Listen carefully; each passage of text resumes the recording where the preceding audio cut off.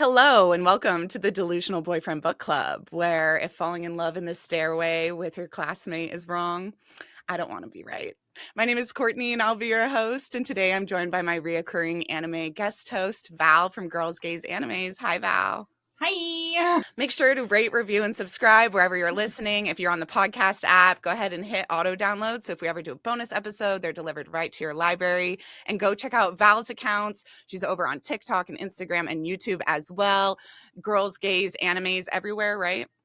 Except for Twitch, where we are Girls Games Animes. And those Twitch streams are really fun to watch her do LGBTQ plus inclusive playthroughs. So definitely check those out and give us a review if you feel like leaving 5 stars. Today we're talking about Given, which is one of, I think, most of our followers like most anticipated BL animes. It's one that I have been putting off watching just so that we could keep it for book club. It's one that Val has already seen and had some like pre-existing notions about, so I'm really excited to get into today's talk. A hot take. Yep. So this one I would say has a massive fan base. I would say it's one of the biggest fan bases in both the BL manga and BL anime space. Do you think so? Yes. No, absolutely. Especially for new age. Yes, for sure. And we've got our tropes here. This is going to be a high school romance. It's going to center around a band. So music is one of our tropes. We were trying to decide if this is like Black Cat and we decided it was Black Cat and Orange Cat. It's like its own subgenre because like there's no other way that you could describe him other than he's an orange cat. Yeah, okay. Yeah, he's a little funky. And then we've got a side couple who is older, and we've kind of got like a found family thing going on. This band comes together and they kind of create their community. So those are our tropes. And we were talking about how this story, it deals with trauma, it deals with some deeper life stuff that kind of breaks away from your normal BL stereotypes and tropes and kind of just dives into that like slice of life, coming of age, category of stories. So we're breaking away from some of the more stereotypical and getting a little bit deeper here. I would also call it a slow burn.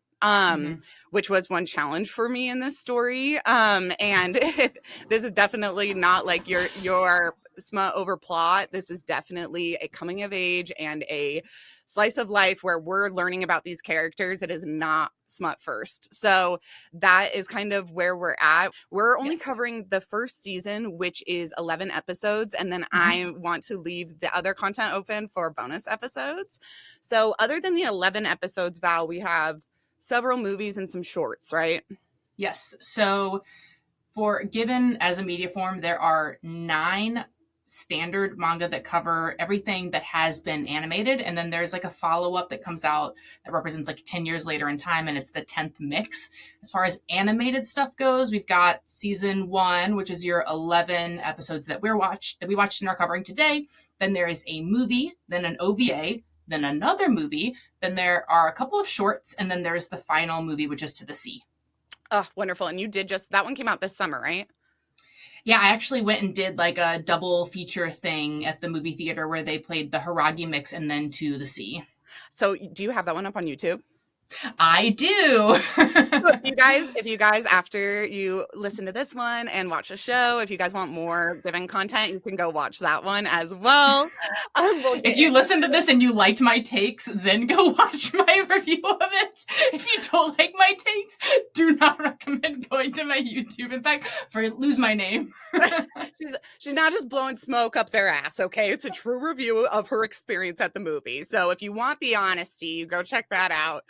So today we're talking about those first 11 episodes. We've kind of gone over the tropes and basically like the plot of this story is 2 high schoolers meet in a stairwell, and one of them is already in a band and the other one is carrying this guitar around with him.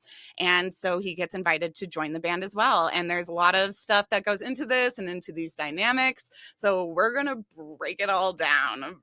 Val, do you want to kind of start us off with that initial meeting in the stairwell, which is one of my favorite BL tropes?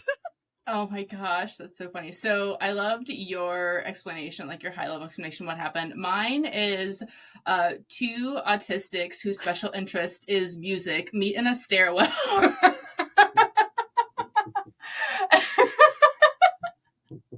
Which, like, and I say that respectfully because I'm also on the spectrum, just for folks who's like, this is their first time with me. So I see it and I recognize it. Clocked it. And He clocked it. it's, I feel like you could be blind and still see that at least your orange cat is on the spectrum somewhere. And Black Cat definitely, I think, is ADHD spectrum because At he's least neurotyping. ADHD, if not AUDHD, Yes. just because he special interests so hard into music. Not that ADHD people can't, but typically with ADHD, it's like you zoom in and zoom out of stuff, and he is like honed in to music, and he has since childhood, and it's like it's his trains.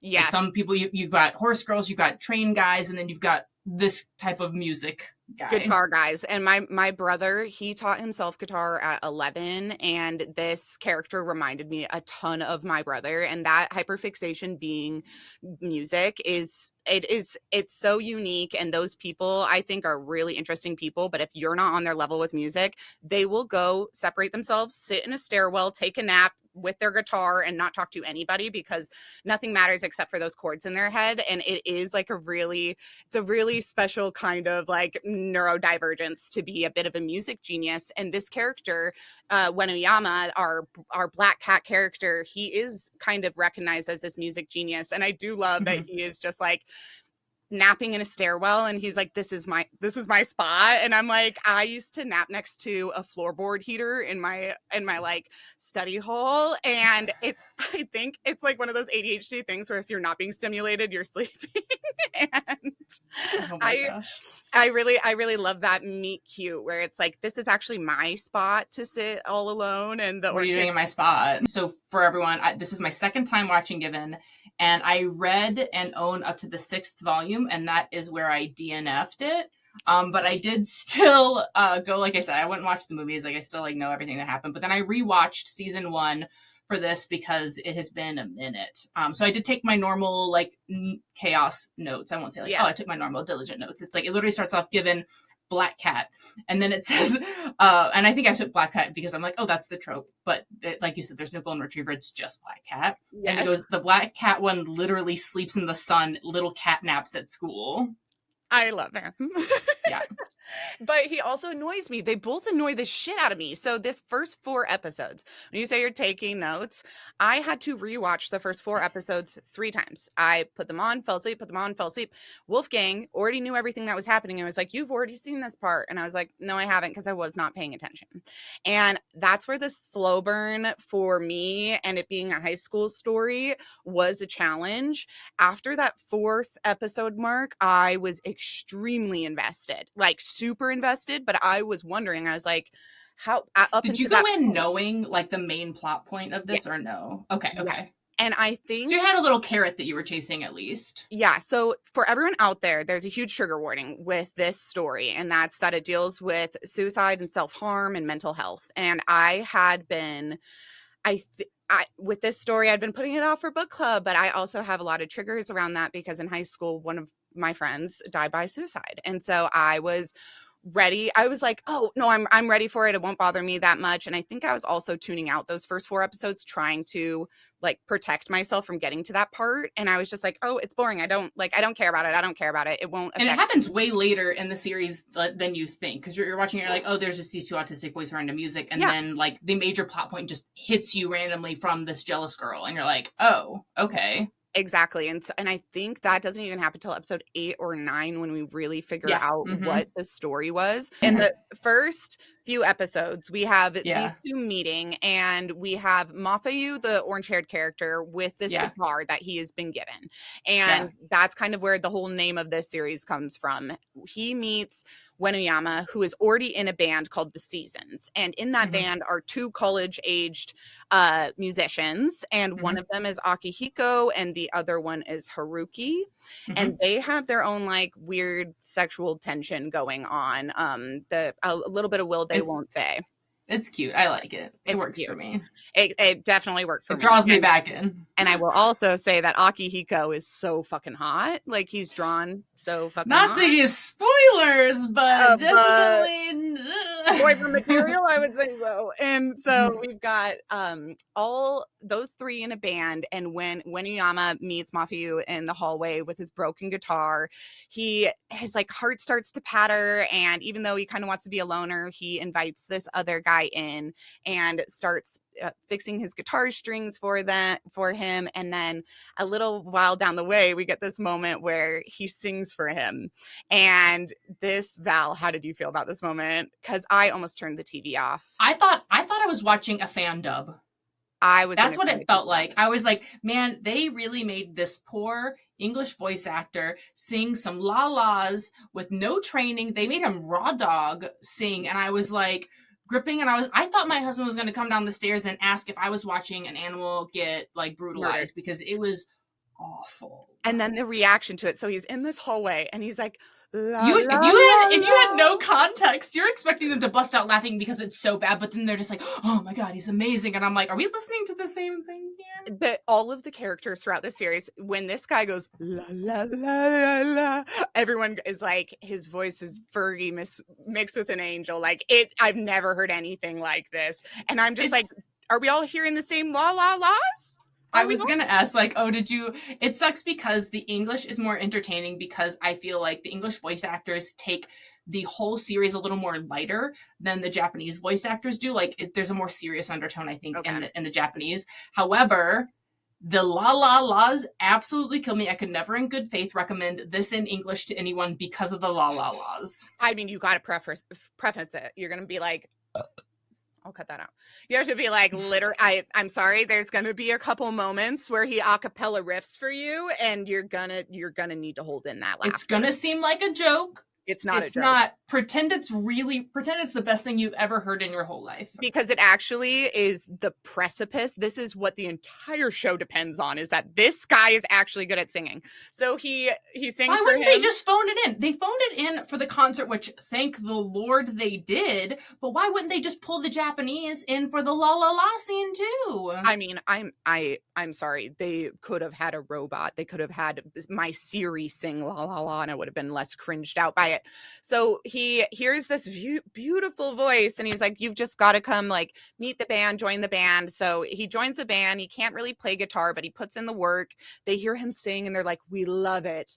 And then when Uyama starts to take that melody that he heard him singing in the hallway, and he starts to compose a song for it, and the whole band starts to click, and they're like, okay, we're not the Seasons anymore because we have this extra member, and we're going to be a real new band. And Mafayu, it's your job. You came up with the melody. You need to write the lyrics. So like a big part of this plot is Mafayu trying to learn how to play guitar and also write the lyrics for this melody he's been humming. And all of this connects back to how he got that guitar, why he cares about music, and where this like melody got stuck in his ear. And a few episodes, I mean, a lot of episodes, like 7 or 8 out of the 11 episodes that we get, we have a jealous female character, which is so tropey, come into the picture and basically out this character to Wenoyama, the black-haired character who is really good at guitar. This girl comes up to him and says, "Do you know your new friend Mafayu at his last school was actually dating a guy, and that guy killed himself?"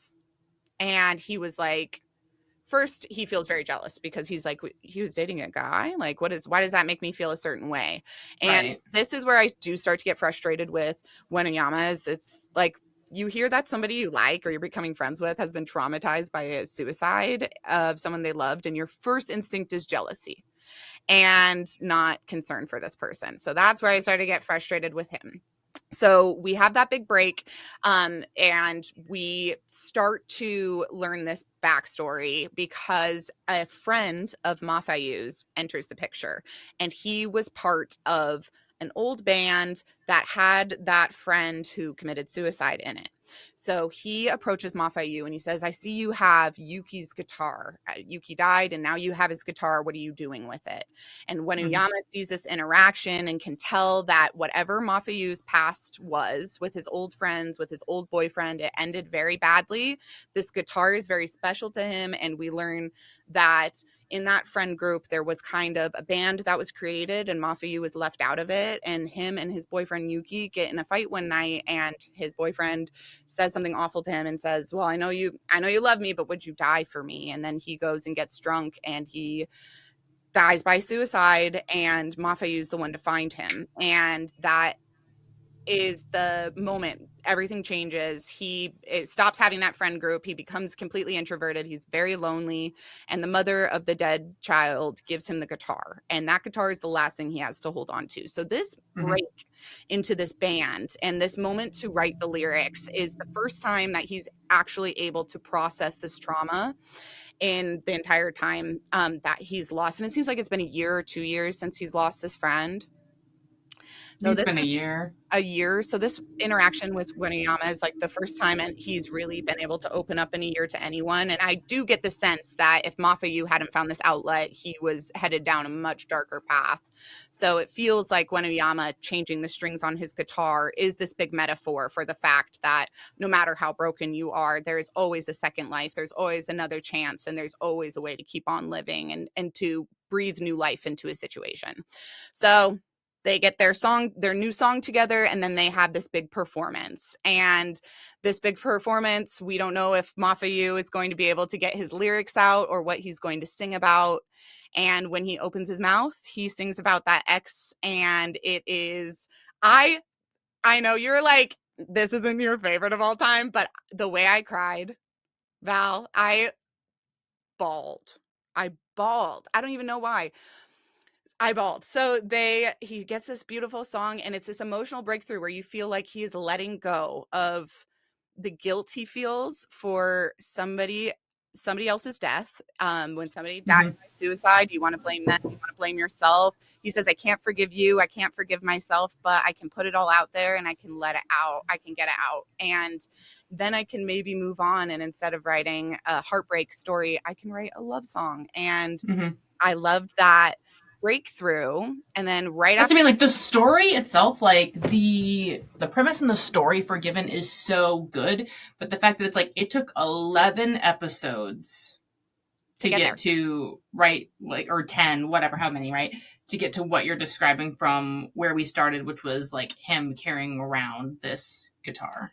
And you have to be really interested in the process of music writing to care about the filler. And I'm like, even my brother, so I've like had suggested this to my brother, and now I'm like, do not watch this because you will be like, this is so tedious. If you really like the process of being in a band room and writing out music and jamming, you'll like the filler episodes, because that's 4 or 5 episodes is just them trying to compose this song. So if you're really into that, you'd probably also like Pink Heart Jam. Like if you're into the music, BLs, then you'll probably like that. But really, that is the whole plot. We get the breakthrough moment when he sings that song, and then immediately both boys run off stage after that song. And we see Mafuyu's had this big emotional breakthrough, and when Oyama kisses him, which I wanted to like, and I hated it. I was like, oh my God, you just heard him sing about his heartbreak, about his ex-boyfriend killing himself, and first thing you want to do is kiss him, which is like, I think it was overwhelming, because I think he did it like because he was like proud. I mean, obviously he's in love with him, but because he's proud of him, yes. Right? But then he just like, and that's what I mean. Like, I don't think it was out of like romantic love in that moment necessarily, because it took him until like the next day to recall that he did it. Yeah. And that's why I'm like, that's like, it's this thing where he's jealous of his dead ex-boyfriend. And then as soon as he hears the song about the dead ex-boyfriend, he's impassioned and he kisses him. And I'm like, oh, you're kind of selfish, Winayama. Like, when you hear that, maybe the first thing you should be feeling is like some bit of concern. And he is like, if you love Winayama being selfish and Mafuyu being bad at communicating, you're gonna love the next 3 movies. Amazing. And I'm just like, the thing is, it's like, part of me really did like this, and part of me like is like, and this is enough. If that's gonna be their emotional dynamic, then this is enough for me. So then the next episode, we get this flashback of earlier when Yuki was alive, he brought Mafuyu to the ocean, and it was the first time Mafuyu saw the ocean, and Mafuyu had a hard home life, and so this is special, and they're having this moment together, and Yuki's like, I want you to remember me at this beach, and I want you to remember me forever. So we have that flashback, and then when Iyama takes I him want off to of know you how far that was from the when he died, incident. I because have looked online and I haven't been able to find like a key events timeline for Gibbon, because I feel like having that context would be helpful for me in understanding, like, okay, was it like the week before he killed himself so that he takes this kid to the beach and is like, hey, remember me fondly? Or like, was it like months and months before, and we can assume that like maybe it's not as bad in the moment and he's just being like, oh, we're young, we're never going to stay together forever, we're not even technically dating. And it's like, I don't have the context to know the timeline to say whether, like, how to feel about what happened at that beach. and also I think like that would be a really interesting timeline to have as somebody who's gone through this kind of trauma. You like dig back through that shit looking for those signs and those hints all the time. And that watching Yeah. that scene the whole time, I was like, is this a sign? Is he trying to tell us? Is he trying to ask for help? Is he this? Is he hinting? Is he that? And I think that flashback is part of it, which is like he'll always be haunted by that feeling that he could have been closer to or known better this person that he loved. And like that, you will always be haunted by that. But that flashback was really hard because it's the last episode, it's the finale. We get the flashback with his ex-boyfriend, then we get the flash forward to the present day. He's walking through the beach with Uenoyama, and he keeps seeing Yuki's face, and we get this like internal monologue where he basically says, Yuki, I see you everywhere, I even see you in my new boyfriend's face. And at that point I'm like, Mafi, now you're being selfish, now you're like dehumanizing the person who's here with you having this experience, and you're just projecting your old past lover onto him, which again is very unhealthy. And I don't know. Stories aren't perfect. This kind of healing journey is never linear, but usually books are linear. So it's hard to continue to circle back into the grief pattern in a book when you're hoping for a healing arc, and it keeps being a roundabout circle where you just circle, circle, circle. And that's where we end the season, is them like at this beach kind of becoming boyfriends. And it feels very much like a repeat of this last relationship, and we don't know if it's going to be healthy or if it's going to end the same way. We are hopeful that it will take a different path than the last one, but it is, I thought it wasn't the most it was definitely not the most satisfying finale I've ever seen, and I wish it would have ended the finale at the concert. They would have finished the whole like series at the concert, I think I would feel differently too. Mm-hmm. I literally have in my notes, the last note I put in here was like, I don't love that he imagines his ex and then his ex transforms into the black cat guy and like he's a replacement. Yeah, I don't love it. Like, I don't think that the passed away person would love that, and I don't think the alive Mm-mm. person would love that. It feels a little bit Mm-mm. unfair to both of them. Maybe that's And real, but I don't and like if it. and if you haven't watched my, I hope you haven't watched my YouTube rendition of like the next like movies or whatever, but like that's literally my beef with the final two movies, is like I still feel like that Is he throughout still coming those back? two movies. Yes. I feel like That's what I mean. Like he is still hung up on his ex up to the last movie. yeah, that's like almost too real. It's like, okay, that is real life. That would be real life, but this is a romance and a novel. That it should have this growth arc. And that the fact that we have to that and it's kind of triggering to me because I'm kind of ready not to see this person anymore the same way. And this sounds awful, but with people I've lost, like when those memories pop up on your phone and it's like this time last year or photos with so and so, I have to click please don't show me these because it's so Mhm. heartbreaking. And even knowing that in these next movies I will have to like I'll have to see Yuki again and I'll have to be confronted with that again. It's like, oh, I was hoping that we got to focus more on the bright future, because this very, very dark event, remembering someone fondly and holding them in your heart, does not mean re-traumatizing yourself every day, as a way of like paying homage to them. That's not Mhm. necessary, and it's actually kind of self-harm. And so I am interested to see those other movies then, because it's too relatable to me, and I'd like Mhm. to see how it's dealt with, but I'm nervous. Okay, I'm reading this like summary of key events timelines just for like super high level, and I don't know how accurate it is, but it says late November, early December, the previous year is when Yuki commits suicide. Okay. Then in June, Uenoyama meets Mafuyu and fixes his guitar. Okay. Then by July, Mafuyu and Uenoyama start dating. Okay. Because it's right around Haruki's 17th birthday. Okay. Then late July to late August, their summer break. They go to a festival together. Then Ritsuko's 17th birthday is on August. So they're using like the birthdays as like timestamps into how they're organizing this. And early autumn, so still not a year has progressed since the suicide. The band performs again, and then because their first song is made in early summer, yep, that makes sense. And then mid-November, Akihiko has a violin competition. So then it's like beyond what we saw. And then end of autumn, early winter, more like band progression. So like there was we watched maybe 6 months, not even, maybe like closer to 3 months of time pass. Wow. I feel like. And that is a crazy timeline. Wow.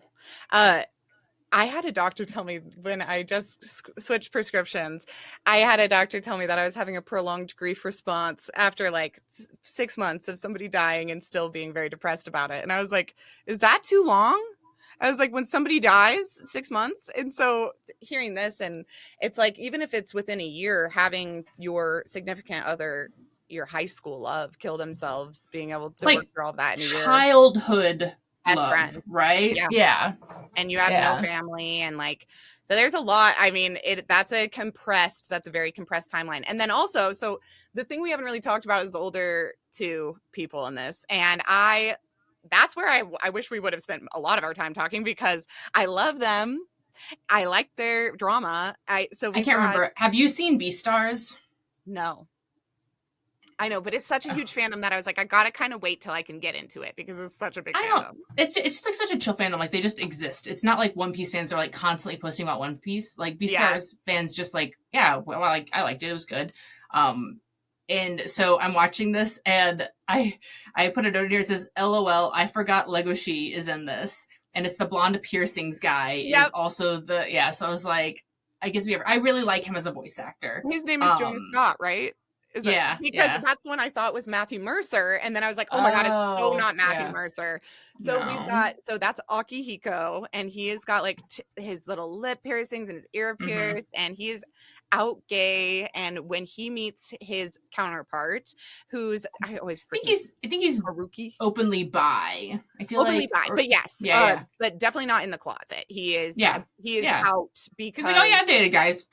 Because we meet, the first instance that we see him is from Haruki's point of view, and Haruki is standing on top of a building smoking a cigarette, and he sees 3 guys getting in like a fist fight down below, and they're all screaming about fucking each other. So it's like it's not a secret, and Haruki is like very clearly thinks this punk blonde is hot, and he makes this metaphor in his mind. He's like, I'm just up here on top of this building like Rapunzel, and he's just down there, my clueless prince.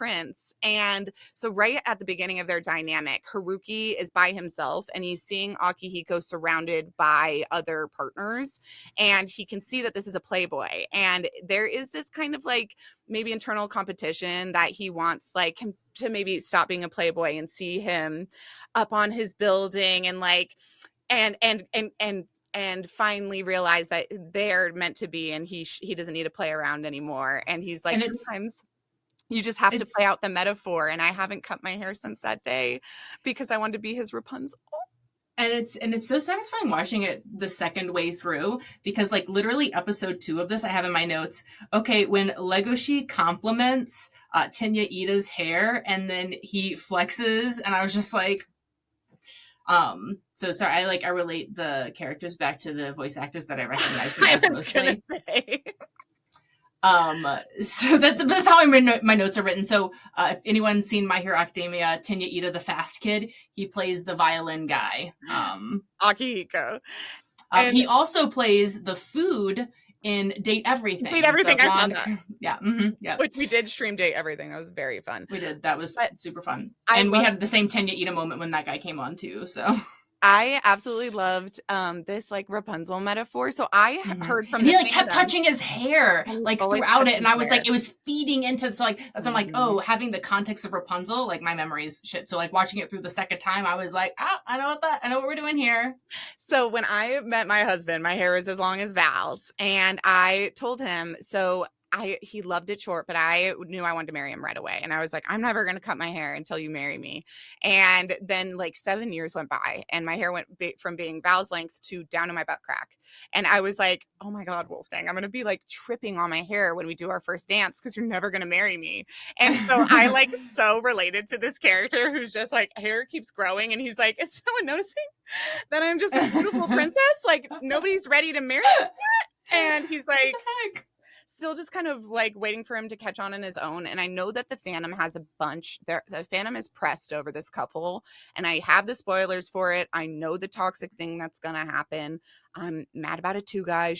Shit happens. Not everyone's perfect. Things aren't ideal, but still the chemistry and the dynamics with this couple. I want them so bad together. So basically like the moments of interaction we get with them is Akihiko, like, getting drunk and spending the night at Haruki's house and Haruki, and he'll like try to take pictures of him while he's sleeping. And so this like very uncommunicated crush between the two of them where it's just small touches and these like little flirtatious moments that neither one acts on.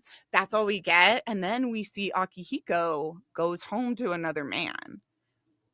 And I will say when that man popped his face out of those sheets, I didn't feel good about it. I wanted to be mad like, at who's this homewrecker? I wanted to be mad at Akihiko. I wanted to be mad at that homewrecker. And instead I was like, can we move those sheets back a little further? Who's this boy? Because he is a violin prodigy. Gorgeous long black hair, super egotistical, super full of himself, absolutely using Akihiko. He treats him like a slave. He's like, make my coffee. He's like this bratty little in an Omega verse, he would be a dominant Omega. In fact, he reminds me of a character from Love is an Illusion, who is a violin prodigy, who is a dominant Omega and literally tries to kill another character. Like he's just like, you're so right. Yes. And I was, as soon as I saw him, I was like, I know I'm supposed to hate you because I want these other two to get together. But something about your vibe I just kind of love. I know you're the villain and I don't hate you. It's like, so, but I like him as a character. Like I feel like because I struggle for the depth in the character. But like I feel like he is the only person in the series who like knows who he actually is. And it's like, is that why we hate him? I just love like, he's not ever trying to be anyone else. Like he's like very like he's open, clear, and it comes across as blunt, but it's like, and I don't know. He's also the character design was good. And I don't know how it's going to go into the future, but also in his own kind of weird way, he's like kind of a good friend. Like he's pretty open about the fact that he is like that he is not going to he doesn't want to be with Akihiko forever. Like he's not trying to commit to him like that. He's also open about the fact that he's better at violin than Akihiko, and Akihiko stops playing violin and starts playing drums because he can see he does not have the same passion that this guy has. And when he invites him to his concert, he's like, do you really want me there? Are you ready? Is your band up to snuff? Because I'm not going to go easy on you. And when he shows him a recording, he's like, this recording's not as good as you guys sounded live. And he's very like blunt and honest, and he is actually like helping this character progress in a way and actually helping the band progress in a way. And he's actually really he has a lot of respect for Wenuyama and his talent as a musician. And so that character, I know that he's thrown in there to be this like jealous like element for Haruki, but he ends up being more like a fairy godmother in the way that he like helps people get to the point where they realize their true passions and feelings and stuff. Yes, and it's love that. It's understated. Yeah, I really like that, and I feel like I don't know, those characters can get some hate, or like even IRL, like I might be a little bit that person who's like, I want to challenge you and be honest with you and tell you what I really think of this thing, and half the people are like, oh, so you're just a bitch, and the other half of the people are like, hell yeah, nobody's ever like actually given me feedback. Everyone just says like, great job, and moves on. But Right. this character like actually does give a shit, Mm-hmm. and kind of wants to elevate the rest of the people up onto his level, even though he's Yep. cocky and he's like, you'll never be on my level, but at least you can Yeah. try. And I think Mm-hmm. that's fun. Do you know if we get him in the other movie? Like, do we get Yeah. him on? Yeah. Okay. He comes back. Yeah. Yeah, yeah. Okay, so that kind of, I don't think we've missed anything, and that's kind of a good segue into. Wait. Can I just like go through my Yep, spot random notes? yep. It's like not a lot. Okay. So I have when they're talking about the guitar, he goes, "Did you get that guitar from your dad?" And he just goes, "I don't have a dad." I was like, it's also so me coded because I also grew up without a dad, and so whatever, so I'd be like, "Oh, like what are you doing anything for Father's Day?" I'd be like, "I don't have a dad," and that would just be like my like straight face response, and I was like, "This is so it's a true high school coded response to that sort of question," but also pop off for him saying, "I don't have a dad."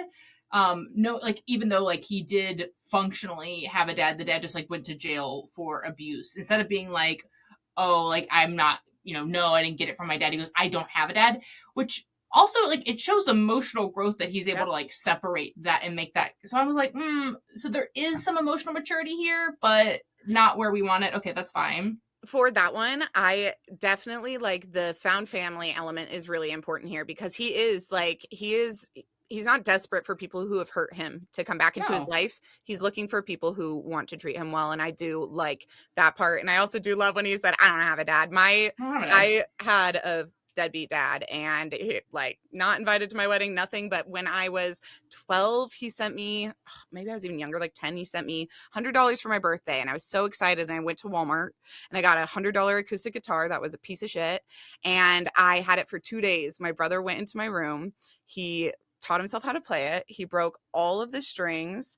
He gave it back to me with the strings broken, and then went and bought himself a nicer guitar. I never learned how to play the guitar, and my brother went on to be like a child prodigy.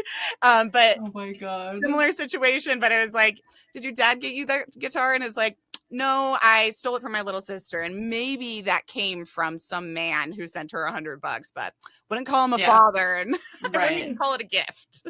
Yep. My next note was like they did the voice actor so dirty with the la la la part, and then and then I have a note. I was like, I love how in the English version, this is what I meant, where it's like in English, it's like, and I don't know if the comedy is there in Japanese because you're subject to whatever the translators put in, but I loved the comedy between the other school students making jokes and doing a play on words with Ueno's name. They're like numero Ueno, like numero uno, and they like there was a couple other ones that they would like mix up his name and like make jokes and build it onto his name. I'm like, man, that's cool. I don't know that we see that in the Japanese, so I like that. On the note of the dub, so I had closed captioning on for this, which I don't know if Oh, it you was. can't do that. You have to do the English translation while watching in English. You can't watch closed captions for this one. It's so No. bad. And I was so, They kept calling Matthew in the closed captions, and I was like, I can't do this. I was going to say, I was like, I really hope that in the Japanese language with the English subtitles, this is all correct. But I'm sitting here, and maybe I'm thinking too hard about it. But if I'm sitting here watching the English dub with my hard of hearing friend, and I'm watching the English dub, and my hard of hearing friend is reading the closed captionings, and it is not just fucking up the names of the characters, none of it makes any fucking sense. And then I know that Crunchyroll did get in trouble for using AI for some of their subtitling. And as I'm watching this, and I just have to turn off the fucking closed captioning, I was just like, that's honestly something that a abled person would maybe not consider, but to someone else like trying to hang out with their friends, throwing on closed captioning could be a really huge accessibility point. And for you not to give a shit about the character's name, Mathayu, being correctly spelled, and it's just going to show up as Matthew because it's just like AI generated or That's whatever, what it sounds like, yeah. that sucks, actually. And there are people out there that probably were done a disservice because of that lack of attention to detail. So somebody should get on that, because I do feel like it's an accessibility issue, and it isn't that Oh, hard for to fix. sure. And I will say that, like I said, I saw, because I always watch with subtitles no matter what Mm-hmm. language I'm watching. In English, I will still watch with subtitles. Mm-hmm. Because I don't know, it's something like my brain doesn't fire right unless I can see and read at the same time. When I switched to like the English like subtitles that were for the Japanese version, they lined up fine and everything was good, and it was like close, because like sometimes you watch the English translation while it's playing in English and you can tell that it's just the translated version and not written to the English script, and that's hard. This one, Yeah. it was way closer, at least. But yeah, I was like, wow, I have never had closed captioning on an anime be this bad. It was so bad, and I would rather have it be the translated subtitles for the Japanese and have it be a different phrasing. I'd rather have Mhm. it be a different phrasing and at least get the character names right. So I Yeah. thought that was an interesting point for sure. But At a minimum, the character name should be right. yeah, minimum. But the dub, but also I would say that for the most part, this dub was one of those dubs that the mouth flappies lined up good, and there Mhm. was some fun ad libbing, and I thought it was done really well. And I loved that Yep. they kept the song in Japanese. They didn't do an English translated version of the song. Is That would there have been one? rough. No, Oh, I'm just thank saying. God. No, that's what I said. I had that in my notes too. I was like, I have literally, thank God they didn't make the English voice actor sing at the concert. Which is why earlier I was like, okay, if they used the Japanese for the song, which good, they should. That's the thing. Whatever. Why couldn't they just use the la la la from that too? Just use the la la la from that. And also, this is one thing I see on TikTok all the time is the band who sings Yeah. like plays this in their set list. So this is like that you can see this this band in concert play this song. This is like a real band playing it. So when I think that was part of the emotion for me is I was set up for the la la la's, and when they got on stage and the song actually played, I was like, oh, the song's fucking good. Like It's a good I song. really like this song, and this Good is like song. the musicality, like these are real musicians, this is a real band, and you can feel all that passion that we built up. I didn't love the animation change when they panned back to show them playing the guitar. That felt weird. Yeah, for sure. There was some weird animation, but there was this one moment where we get Mafayu with like sweat on his face yelling, and I was like, that's beautiful. And like, but quite a bit different animation change. And there's this moment where Wenuyama is having like a panic inside his own brain about having his feelings returned by Mafayu, and you see all of his different characters in his brain. And that's one of the first like heavy chibi moments. And I was like, oh my God, we should have gotten that sprinkled in more earlier in the story, because that was a really cute animation style too. And I wish we would have gotten more of it. But I just love that. I was like, that's ADHD brain right there. He flashes into his mind and he's got his virgin self, his cool self, his calm self, his worrisome self. And I'm like, that is the perfect visual representation of what my brain looks like every second of the day. Yeah. And they're like, if you recall this, and then they do the playback of him being like, no band member should ever date. And I'm like, God. Yep, that's how it is. Relatable, yeah. I just loved it. And I did love that the bottom in this story is more experience. Mafayu has had sex and Wenuyama has not. And so he has this little virgin brain, and like part of his little virgin brain is like screaming out to like, you know, get a boyfriend. And I thought that was super cute. And there's definitely a moment as well where he says that he says something like kind of sexual about Mafayu, and he was like, at that moment I wanted to like rip his clothes off, and I was just like, okay, we're gonna get in there. And we get that kind of like sexual dynamic with the older guys, and I'm like, I am really excited. So I don't have much predictions for this because I have some spoilers, but like, do we get some spicy scenes with the older two? Because we get a flashback of Yuki and Mafayu, which is sad. That's the only spicy thing that happens, and it's so depressing. But are we gonna get like it's like more like closed door for them. Okay. And also I know that it's somewhat toxic, so I should not get my hopes up. Right. Okay, last couple of notes I have. The in quotes, maybe I'm just not very good at expressing things. I wrote peak autism, and then right after that he goes, I can't drink the fizzy ones, because he brought him a drink, and he's like, autism is my next, like, because that's peak right there. And then and my next note is Haragi and the best boy are in this. Yay! I forgot that they were in it completely, because they're just like very few like pieces. And the next note I have is pre-concert. Autism is hard, but I'm gonna sing anyway. It's just because it just kept coming up that he's like leaning on this, like, oh, I don't know how to express emotions. I have never cried. I that. How am I supposed to sing at this concert when I can't express my emotions? Like, oh, I don't ever talk because people say that they don't understand how I'm feeling, and it's like, so then you just don't. And that when the boy he loves says, you don't have to sing, we're going to do this all instrumental, and he has that freak out, and he like finally lets himself like be like, I will not like, I won't hold myself back anymore. You guys won't hold me back anymore. I'm doing this no matter how hard this is. It was frustrating, but also relatable. It's like when I am afraid of heights, and like, it's that moment when you're on the diving board and you're like, everyone's going to watch me climb back down the ladder, or I'm going to jump. And it's like, I do relate to that. And I was like, he fucking jumped. It feels honestly the least realistic to me for him as a character, just because, especially like as someone with autism, like you take things so literally. And so when he's like, hey, like if you aren't emotionally ready to sing, that's fine. You don't have to. And then his response is like, oh, you're giving up?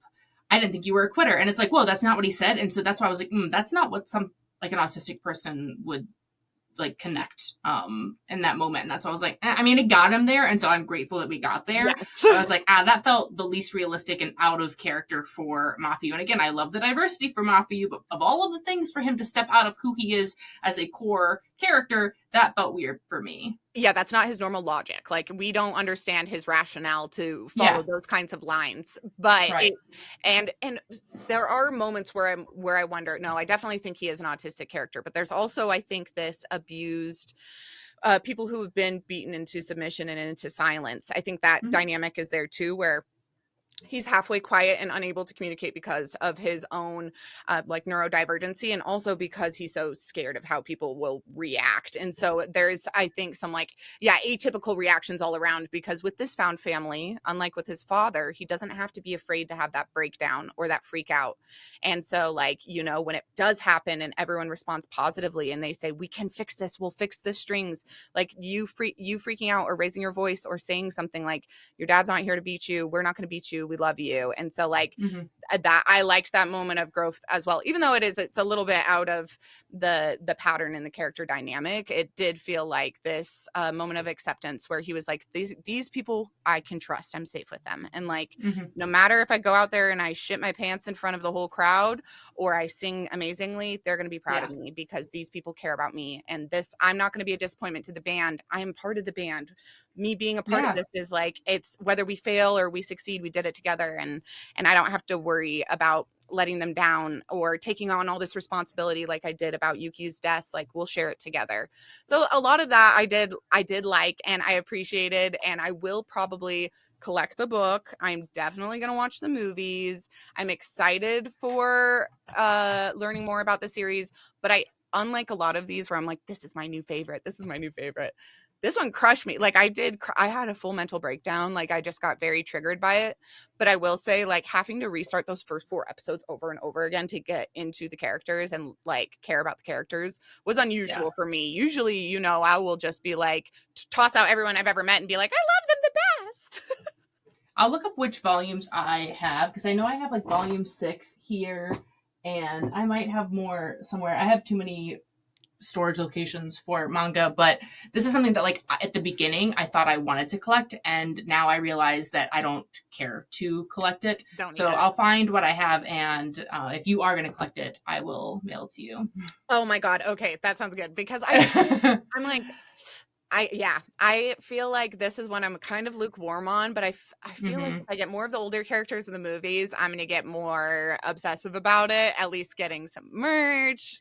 I want to look up spicy art of those older characters. There's somebody out there that did a full dojo, and I know it, of those, of Akihiko and Haruki. Like, there has to be. So, speaking of which, okay, tell me, who was your delusional boyfriend from Given?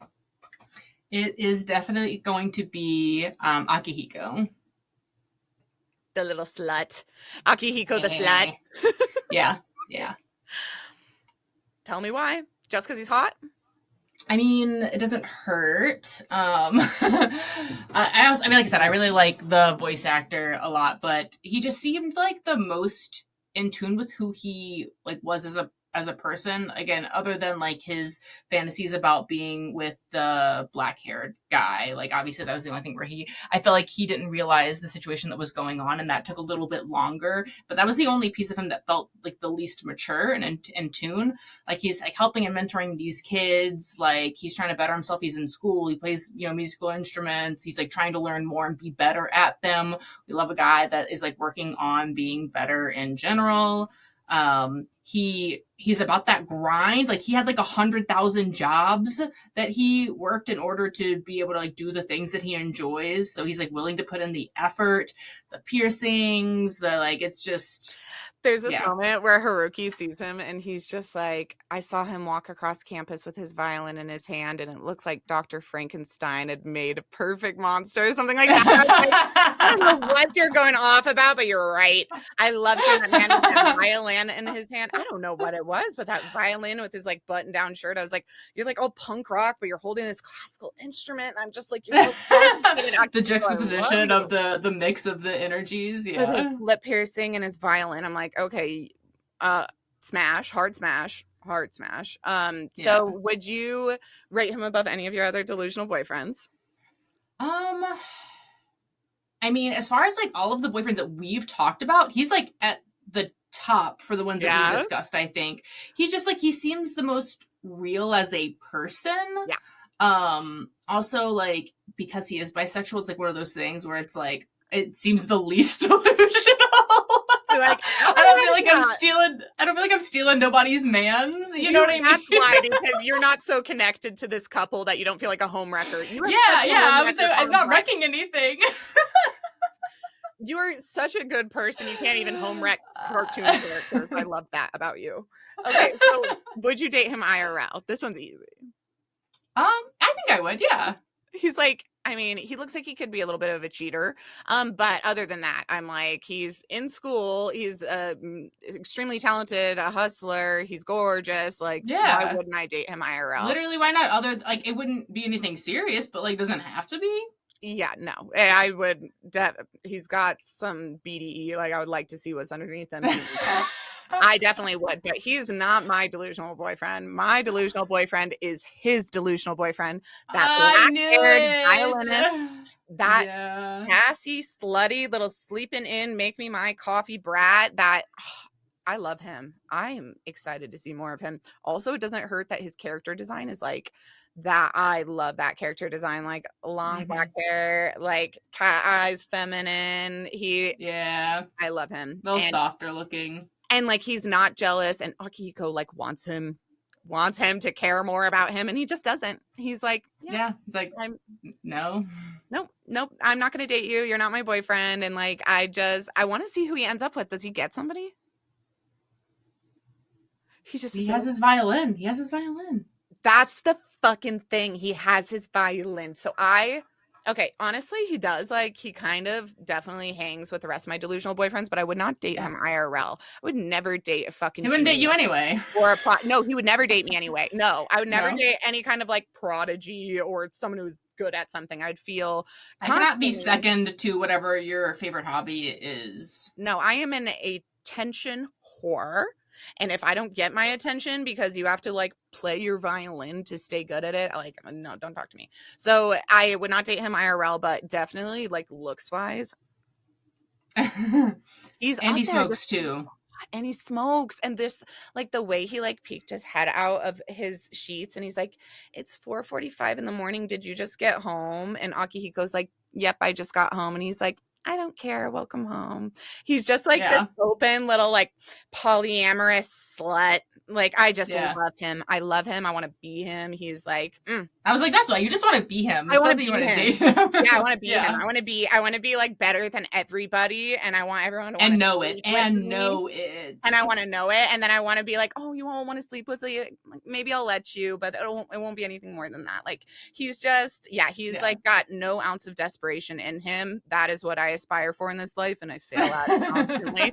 As I'm just like, we might as well call this like desperate boyfriend book club because I'm so desperate, but I aspire to be that character. So I love this. I am excited. If I didn't pick him, I would have picked Akihiko, and then I would have picked Haruki because him with his like little braided blonde hair and his little Rapunzel complex is like very cute to me. He's a princess. He's a baby girl. To me, it's like Akihiko and Haruki are like the soft versions of Cherry and Joe. You've got so much. Yes, so like much. Just toned down a little bit and like less confident, and then that's them. That's literally them. That's like Haruki and Cherry like are They actually even kind of look, now their faces are like blending for me. That's Yeah. so cute. And they're both just like they're so pretty. They're just pretty princesses. Like, I don't know Yeah. what to say. They're pretty princesses. I love them. Yeah. Mm-hmm. So do we have any final notes for Given? Are you going to come back on to do the bonus episodes with me about the movies, or are you done? If you're ready for me to talk trash, it'll basically be if you want me to come back on and have the exact same conversation with you, girl, I'll do it. I don't care. Okay. I will get on so that you have somewhere to vent your frustrations about the movies. I would love to be that person for you. Okay. Maybe instead of doing each one its own bonus episode, I'll just binge the rest of the content, and then we'll come on and I'll be like, final thoughts, full review, wrap up summary, Given. This is my recommendation on the full thing as a whole. So maybe we'll do that in the future. Do you have anything fun going on over at Girls Gaze Animes or Girls Games Animes? Anything in the future works?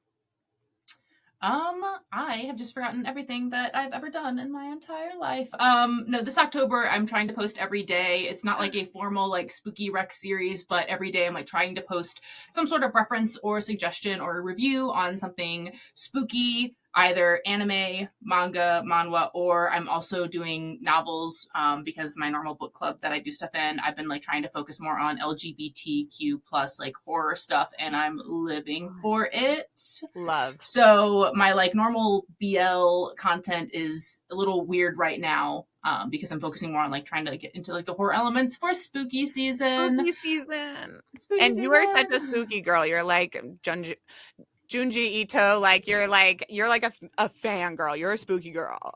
And it's so funny because like I haven't even like read everything that Junji Ito's ever written. He's like written a lot, and like I own a lot, but there's so much stuff that I haven't even read. So I'm like excited because I'm like, this will be my excuse to read through some of those books sitting on my TBR. But we don't talk about my TBR. So next question. Next question. Yeah. So tell everybody where we can follow you. And everyone, go fucking follow Val. Her shit's awesome. I love her page. It's one of my favorites. She's on every single month for our anime reviews and on bonus episodes when we can do it. And I'm over on her channel. So if you want to see us collab more, go follow her at... I am Girls Gaze Animes. I am on TikTok, YouTube, Instagram as Girls Gaze Animes. I'm also on Twitch as Girls Games Animes. That's Gay, gay, MES. So games, you get it.